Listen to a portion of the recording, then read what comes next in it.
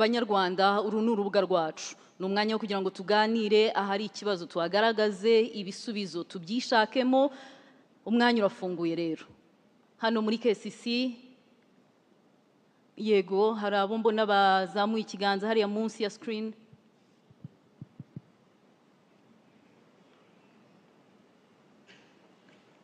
Nyakubahwa Perezida wa Repubulika murakoze cyane kuduhereza uyu mwanya ngo tuganire nuko duha uyu mwanya ntabwo ari uguhereza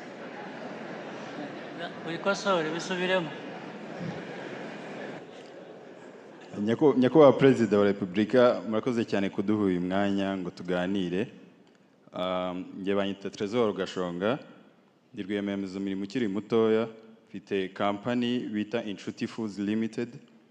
Inshuti ni food brand itunganya urusenda cyangwa se twongerera agaciro igihingwa cy'urusenda tukaba dukorana n'abahinzi basaga 100 product zacu tukaba tuzicuruza hano mu Rwanda no mu masoko agiye atandukanye hirya no hino mu mahanga tukaba dufite na restaurant icuruza ama chicken wings cyangwa se inkoko zazi marinated amwe mu sauces dukora turabashimira cyane kubwo opportunities agiye atandukanye muduhereza nk'urubyiruko ariko mu rugendo hari ibintu bigiye bitandukanye biba igicane nk'urugero hari ibintu ukosore ntabwo ari uguhereza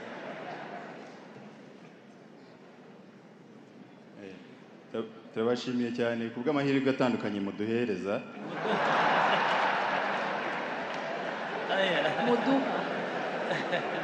turabashimiye cyane kubw'amahirwe atandukanye muduha ariko mu rugendo hari ibintu bigiye bitandukanye biba ari imbogamizi nk'urugero hari ikintu abantu bagiye batandukanye bagiye batakoringaho kijyanye na access to finance nk'urugero nk'urubyiruko buri gihe iyo ushatse kugana banki ushaka inguzanyo bijye bagusaba collateral cyangwa se ingwate mu by'ukuri twebwe nk'urubyiruko ntabwo tuba dufite twese ingwate ikindi nanone kubagize amahirwe yo kubona ingwate ugasanga bisaba procedure nyinshi cyane rimwe na rimwe igihe ubonye igihe baguhaye amafaranga akaza utagikeneye atabasha kugufasha mu bintu wari ukeneye mu by'ukuri tukaba twabasabaga Perezida wa Repubulika yuko amabanki n'abandi bafite mu nshingano yuko batureba icyoroshye kubera yuko ntabwo twese tugira amalone urebye impact y'ibi bintu turimo tuvuga ye nk'urugero nk'urubyiruko company yanjye ihereza akazi abantu 25 iha akazi abantu 25 ikaba inakorana n'abahinzi basaga 100 ariko bikunze ku buryo ki kubona amalons mu buryo bworoshye byajya bishoboka mu gihe kingana n'imyaka 3 twabasha guhereza akazi abantu twabasha guha akazi abantu basaga 500 twabasha guha akazi abantu basaga 500 ikindi tukabasha no kuba twafasha abahinzi basaga 1000 ikindi tukabasha no kuba twakoreza ibyo dukora mu mahanga ikindi nyakubahwa Perezida wa Repubulika dufite ikibazo gikomeye cyane kijyanye na packaging ku bantu bari muri business zo kongerera agaciro ibiribwa aho usanga cyane tubwirizwa gukoresha eco-friendly packaging ariko akenshi na kenshi ugasanga kuzibona biragoye hano wanazimportinga uzivanye hanze ugasanga wishyura imisoro myinshi buryo usanga bibangamiye ubucuruzi dukora murakoze cyane Trésor reka twakire n'ibindi bibazo nka bibiri ubundi bisubirizwe rimwe niba hari undi ushaka kugira icyo avuga hano mutagira ngo nabateye umugongo rwose namwe ndabareba yes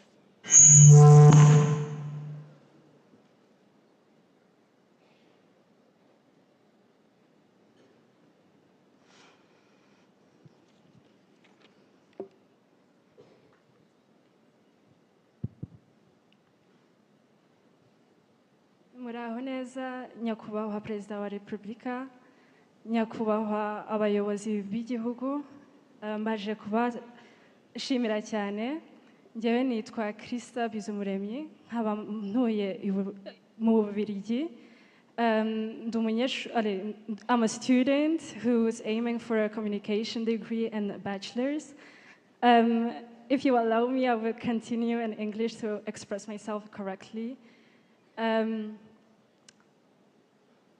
Before I start, I would like to thank everyone for being here. I don't take this chance for granted because I've already learned a lot of insights about my country, how it's growing and where we have to grow. So first, I would like to commend the government for a strong investment in digital services and effective technology here in Rwanda. But as a Gen Z, for what I see around the world is increasingly embracing the artificial intelligence. And my question was if we are exploring how AI can be a leverage to support our vision in 2050, especially in innovation. Thank you very much. Murakoze cyane Krista, kandi twibutse n'abandi kurasa ku ntego. Reka twakire undi umwe hanyuma tubone kujya no kuri site ya Nyabihu. Abanyabihu mwe mwiteguye turaje mu kanya. Twakwakira ikindi kibazo kimwe hanyuma tugakomeza.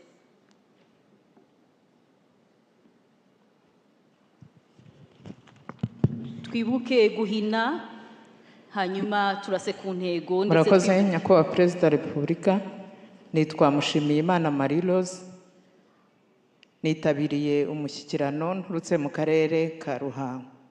Ndashima ikiganiro cyiza kimaze gutangwa ku iterambere ry'ubukungu kandi rirambye. Ariko kuri kino kiganiro nahise ngiraho ikibazo. Ni byiza koko ubukungu bw'igihugu cyacu buri kwihuta kandi igihugu cyacu cyateye imbere ku buryo bugaragara kandi byivugira. Ariko mfite ikibazo kirebana n'izamuka ry'ibiciro ku isoko. Ese ubushobozi bw'umuturage buhuzwa bute n'iterambere rirambye, dore ko ibiciro ku isoko bizamuka umunsi ku wundi? Murakoze. Murakoze cyane Marie Rose. Eka duhere nko kuri Minister Paula, Minisiteri y'Ikoranabuhanga na Innovation. Hari ikibazo Krista yabajije, ese turiteguye mu byerekeranye n'ubwenge buhangano? Murakoze nyakubahwa Perezida wa Repubulika. Yego turiteguye mu bijyanye n'ubwenge buhangano. Twashyizeho politiki ijyanye n'uburyo twakwitegura nk'igihugu, uburyo dushobora kubyaza umusaruro ubwo bwenge buhangano. Ubu ngubu ingamba zikaba zishyizwe mu burezi, mu buzima hamwe no mu buhinzi. Bitavuga yuko n'ahandi hose tutazashyiramo imbaraga, ariko aho niho twagiye dukurikije strategy n'inyigo twakoze, niho hagaragara ko dushobora mu myaka 5 iri imbere kubona umusaruro uhagije ujyanye n'uburyo twakwifashisha ubwenge buhangano. Nyango ibintu bitatu politiki yacu ireba no kugira ngo turebe uburyo twakwifashisha ubwo bwenge buhangano mu iterambere ryacu nk'igihugu. Icya kabiri ni ukubaka ubumenyi ari ku baturage n'abakoresha ubwo bwenge buhangano umunsi ku wundi. Icya gatatu ni ukubaka companies cyangwa startups zishobora kugira izo solutions zagenda zibyazwa umusaruro zikaba zanatangwa hanze y'igihugu. Ibyo byose rero bikaba bisaba ubufatanye n'abantu batandukanye, bikaba bisaba ko tunareba n'ubufatanye ku rwego mpuzamahanga kugira ngo uko iterambere rya AI rigenda riba, natwe nk'igihugu dushobore kuba twabyifashisha mu ngamba zo guteza imbere igihugu cyacu. Murakoze. Murakoze cyane Minister. Mbere ko tuva hano, Minister Yusuf, hari ikibazo cya mbere cyabajijwe na Trésor ndetse n'icya Marie Rose, mwabifatanya mukabasubiza tukabona kujya kuri site. Yes, murakoze. Hari ikibazo Trésor yabajije kijyanye n'ingwate ariko n'amafaranga ahenze yo gushora muri business bafite. Icyo twababwira nuko muri Development Bank of Rwanda BRD harimo imishinga ifasha business ntoya. Uko mbyumva ndabona business ishobora kuba itarakura cyane, business ntoya, business z'urubyiruko, business z'abagore, business zikora mu buhinzi. Izi business zose zifite facility muri BRD ifasha ibintu bibiri, ifasha gutanga garanti ku badafite ingwate no gufasha kubona inguzanyo zihendutse. Icyo nababwira cyane cyane Trésor, mwatugana tukareba business zanyu, hanyuma tukabahuza na bank y'iterambere, hanyuma tukareba uko tubafasha. Hanyuma ku kibazo cy'ibiciro bizamuka, cyane cyane ibiciro by'ibiribwa, ikibitera cyane ni umusaruro muto, umusaruro udahagije, cyane cyane umusaruro w'ubuhinzi. Nta kindi igisubizo ni nk'uko Minisita w'ubuhinzi yabivuze, tugomba kuzamura umusaruro. Umusaruro ntabwo urimo kujyana n'umubare w'abaturage wiyongera. Hari pressure ikomeye iterwa n'umusaruro muto udahagije, ku buryo nta kindi igisubizo ni ukuzamura umusaruro, kandi nabyo nk'uko twabisobanuye nabyo tugiye kubishyiramo imbaraga. Murakoze. Murakoze Minisita Yusuf. Abari kuri site ya Nyabihu twongeye kubaramutsa cyane, umwanya ni uwanyu. Murakoze nyakubahwa Perezida wa Repubulika. Nitwa Mukasine Riyada, ndi Nzirakurutwa mu karere ka Nyabihu. Nyakubahwa, ntewe ishema no kuba ngiye kubagezaho uburyo nakiriye impanuro mwaduhaye. Umuturage w'akarere ka Nyabihu afite aho avuye, afite n'aho ageze. Ubu ngubu umuturage wa Nyabihu abasha kuvuga Icyongereza. I can speak English. Ni ukuvuga ngo rero nyakubahwa, impanuro mwaduhaye twazumvise, zaba izo mu Kinyarwanda zaba n'izo mu Cyongereza. Twiteguye kuzishyira mu ngiro. Mu by'umwihariko tugiye kwigira kugira ngo nibura turebe ko twakwihutisha iterambere ry'umuturage, twirinda uwatumeneramo uwo ari we wese. Ndashimira gahunda mwashyizeho yo kohereza abana mu marerero no kugaburira abana mu bigo by'amashuri. Iyo gahunda idufasha kurwanya igwingira mu bana, ndetse iturinda drop out mu mashuri.